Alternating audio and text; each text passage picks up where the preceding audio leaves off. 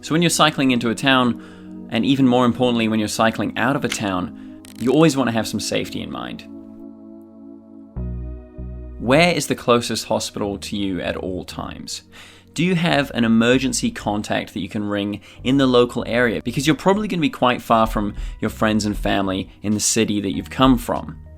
I've been lucky enough to meet people in campsites who've offered me their phone number and who have said, hey, if you're ever stuck on this bike trip ahead, just give me a ring and I'll drive and pick you up. I'm not sure if that's going to happen to you, but maybe you could go out of your way. Speak to people in churches, speak to people in campsites, speak to local authorities, people in the ice sites, or even local bar managers. Speak to somebody who you can trust and say, hey, is it alright if I give you a ring if I ever get into trouble? This kind of sounds ludicrous in our day-to-day lives when we're not really connected to people around us in our community that much. But when you're out alone, it's good to have somebody in the area that you can count on.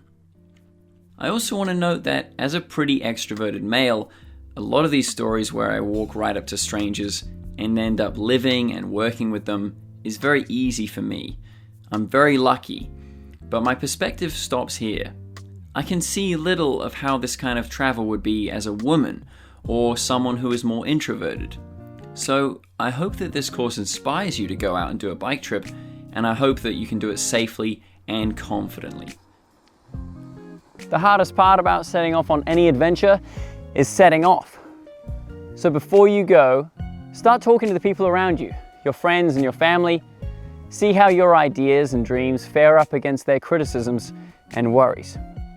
Before I went to Africa, Kenya and South Africa, my mum was freaking out. She was furious and she didn't want me to go. But I went anyway and I had a great time. And you can do the same. Just be aware of your limits.